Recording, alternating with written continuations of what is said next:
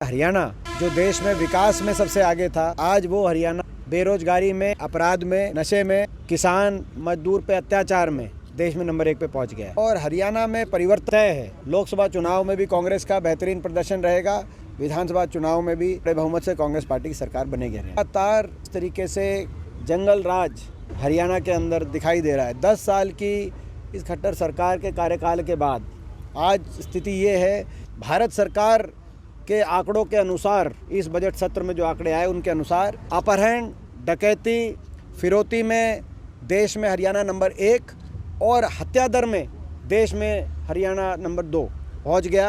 UP Bihar से भी ज़्यादा यहाँ पे क्राइम कैसे बढ़ गया। पूरे प्रदेश में इतना बेरोजगारी दर है तो क्या नौजवान क्या करें। 5 साल तक जितनी भी बड़ी पोस्ट निकली, पहले भी 2019 में आखिरी साल में ग्रुप डी निकाला, इस बार भी 2024 के चुनाव से पहले ग्रुप डी, आखिरी साल में ग्रुप डी निकाल के इसको चुनावी झुंझुने की तरह हरियाणा के नौजवान के भविष्य को उलझाने का इन्होंने काम किया। देखिए, कांग्रेस पार्टी हरियाणा के अंदर पूर्णतः तैयार है और हरियाणा के लोग भी तैयार हैं। 10 साल की जो भाजपा की प्रदेश सरकार है, उस प्रदेश सरकार के कार्यकाल में और केंद्र में भाजपा के कार्यकाल में हरियाणा जो देश में विकास में सबसे आगे था, आज वो हरियाणा बेरोजगारी में, अपराध में, नशे में, किसान मजदूर पे अत्याचार में देश में नंबर 1 पे पहुंच गया है। हर वर्ग निराश है और हरियाणा में परिवर्तन तय है। लोकसभा चुनाव में भी कांग्रेस का बेहतरीन प्रदर्शन रहेगा और 5-6 महीने के बाद विधानसभा चुनाव में भी बड़े बहुमत से कांग्रेस पार्टी की सरकार बनेगी हरियाणा। कानून व्यवस्था को देखिए, लगातार जिस तरीके से जंगल राज हरियाणा के अंदर दिखाई दे रहा है, 10 साल की इस खट्टर सरकार के कार्यकाल के बाद आज स्थिति ये है कि हर रोज़ कहीं फायरिंग हो रही है, कहीं फिरौती मांगी जा रही है, कहीं अपहरण की घटनाएं आ रही हैं। तो शाम में एक व्यापारी के जो है बच्चे को किडनैप करने की खबर आई। गोहाना के अंदर मातूराम हलवाई की पे फिरौती की बात आई तो सांपला के अंदर सीताराम की दुकान पे फायरिंग हुई। खरखौदा में हत्याकांड हुआ, भादुगढ़ के अंदर हत्याकांड हुआ। कल रोहतक में एक और बड़ा भारी एक हत्याकांड हुआ जिसमें गुड़गांव के कारोबारी की जो है गाड़ी पर यूं ही गोलियां बरसाई गई गैंगस्टर्स द्वारा और उनकी हत्या, दर्दनाक रूप से हत्या कर दी गई। तो हर रोज़ इस तरह की बात आई। आज 10 साल की सरकार के कार्यकाल के बाद ये सरकार बताए कि क्यों भारत सरकार के आंकड़ों के अनुसार, इस बजट सत्र में जो आंकड़े आए उनके अनुसार, क्यों अपहरण, डकैती, फिरौती में देश में हरियाणा नंबर 1 और हत्या दर में देश में हरियाणा नंबर 2 पहुंच गया। यूपी बिहार से भी ज़्यादा यहाँ पे क्राइम कैसे बढ़ गया ये बताए।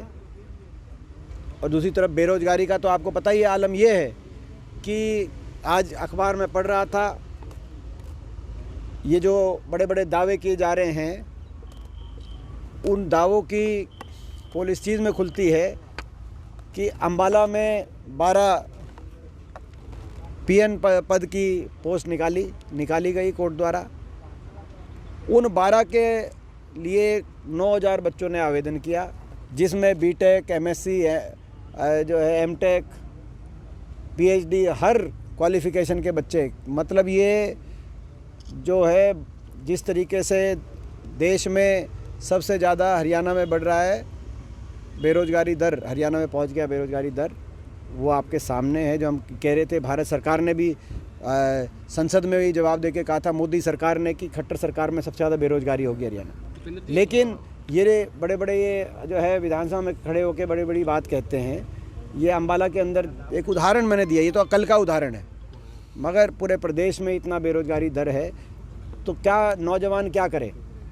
5 साल तक जितनी भी बड़ी पोस्ट निकली, वैसे तो सरकारी पोस्ट जो निकली ज़्यादातर भर्ती घोटालों की या पेपर लीक, एक के बाद एक पेपर लीक के घोटालों की भेंट चढ़ गई। लेकिन फिर भी कोई जो लिस्टें निकली बड़ी पदों के लिए, उसमें हरियाणा से ज़्यादा हरियाणा के बाहर के बच्चों को सिलेक्ट किया गया। आखिरी साल में ग्रुप डी निकालते हैं, पहले भी 2019 में आखिरी साल में ग्रुप डी निकाला, इस बार भी 2024 के चुनाव से पहले ग्रुप डी, आखिरी साल में ग्रुप डी निकाल के इसको चुनावी झुंझुने की तरह हरियाणा के नौजवान के भविष्य को उलझाने का इन्होंने काम किया।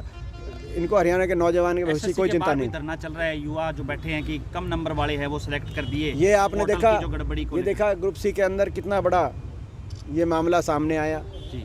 खुले रूप से। हम पूछना चाहते हैं कि ये कहाँ कैसे हरियाणा के अंदर सरकारी नौकरियों पे बाहर के नौजवानों को लिया जा रहा है, कम नंबर वालों को लिया जा रहा है, जब एसएससी के बाहर ग्रुप सी के बाहर की धरना चल रहा है। ये क्या चल रहा है? दीपेंद्र जी, युवाओं के भविष्य को उलझा दिया इस सरकार ने। आज देश में मैं ये नहीं कि हरियाणा बेरोजगारी में नंबर 1 है और नशे में नंबर 1 पहुंचा दिया 10 साल की सरकार के बाद। यहाँ तक कि पलायन में भी नंबर 1 है। पलायन की कोई गिनती का कोई आंकड़ा नहीं आया, लेकिन हमने खुद जाके देखा कि इस तरीके से हरियाणा के बहुत से जिलों के बच्चे अपना घर बार बेचकर विदेशों की तरफ पलायन करने मजबूर हो रहे हैं। बात की जाए लोकसभा चुनाव की तो रोहतक सीट आपकी सबसे हॉट सीट बन चुकी है, तो इस बार क्या कांटे का मुकाबला देखने को मिलेगा? मैं समझता हूं कि जहां तक रोहतक लोकसभा क्षेत्र की बात है, ये हॉट सीट की आप बात कर रहे हैं, वो इसीलिए क्योंकि भाजपा के जो है मैं निशाने पे हूं, और भाजपा के इसलिए निशाने पे हूं कि उस सीट का चुनाव का नतीजा पूरे प्रदेश की राजनीति को दिशा देने का काम करेगा, ये मैं कह सकता हूं।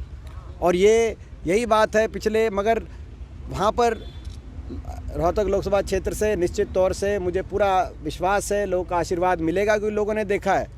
अभी आपने देखा होगा पिछले 10 दिन में प्रधानमंत्री जी शायद बनारस नहीं लेकिन रोहतक के लोकसभा क्षेत्र में 10 दिन में 2 बार आकर 2 परियोजनाओं का उन्होंने उद्घाटन किया। मगर इस बात से आप अंदाज़ा लगा सकते हैं वो दोनों परियोजनाएं ऐसी थी जिनको हमारी कांग्रेस की सरकार के समय मैंने मंजूर करा के शिलान्यास कराने का और काम शुरू कराने का काम किया था। एक रोहतक से हासी रेल की लाइन, हिसार की कनेक्टिविटी, उसका प्रधानमंत्री जी से उद्घाटन करवाया गया खट्टर सरकार द्वारा।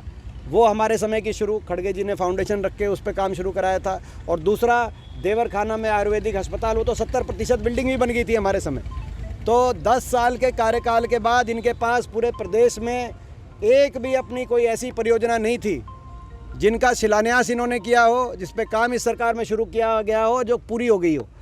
इनने 10 साल के बाद भी प्रधानमंत्री जी को बुलाया तो दो ऐसी परियोजनाओं का फीता कटवाया जो दोनों हमारे समय की शुरू हुई। उम्मीदवारों का ऐलान कब तक हो पाएगा? मैंने जैसे आपको कहा, उम्मीदवारों का ऐलान कब तक हो पाएगा सर? ऐसा है कि कांग्रेस पार्टी सही समय पे हम सही फैसले लेंगे, और सही मुझे पूरा विश्वास है कांग्रेस हाईकमांड जब हमें उपयुक्त समय होगा उस समय हम उम्मीदवारों की घोषणा। हिमाचल में सर, और इस बार युवाओं को कितनी जगह दी जाएगी? हमेशा कांग्रेस पार्टी में जो है युवाओं को भी और जो तजुर्बेकार हैं उनको भी, सबको साथ लेके कांग्रेस पार्टी चलती है। हर धर्म, हर जाति के, हर वर्ग के लोगों को साथ लेके चलती है। यही कांग्रेस पार्टी की विशेषता है। दीपेंद्र जी, हिमाचल में जो हुआ, हाँ? हिमाचल में अपनी रैलियां रद्द कर रहे हैं सारी। और देखो, एक और मैं कहना चाहूँगा, मैं ये सरकार से पूछना चाहूँगा, आपने प्रदेश में अफरा तफरी का माहौल, हर रोज़ हत्याएं हो रही है, गोलियां दंदनाते हुए अपराधी क्रिमिनल गैंगस्टर घूम रहे हैं, और धारा 144 का नाम लेकर, आपकी पुलिस कहाँ है, धारा 144 का नाम लेकर आपने हमारी सारी रैलियां रद्द कर दी। आपने हमारी कलायत में रैली होनी थी वो रद्द कर दी। आपने हमारी जो है अब कलायत की 3 तारीख को दोबारा करी है। आपने हमारी गुरु रविदास जयंती के रैली होनी थी वो रद्द कर दी। हिसार में हमारा बैकवर्ड सम्मेलन होना था वो रद्द कर दिया। उकलाना के अंदर हमारी रैली होनी थी वो रद्द कर दी। कांग्रेस पार्टी की सारी रैलियों को धारा 144 का नाम लेकर, मैं पूछता हूं कि कौन से हरियाणा के ज़िले के अंदर ऐसी स्थिति है कि कांग्रेस की रैलियां नहीं हो सकती?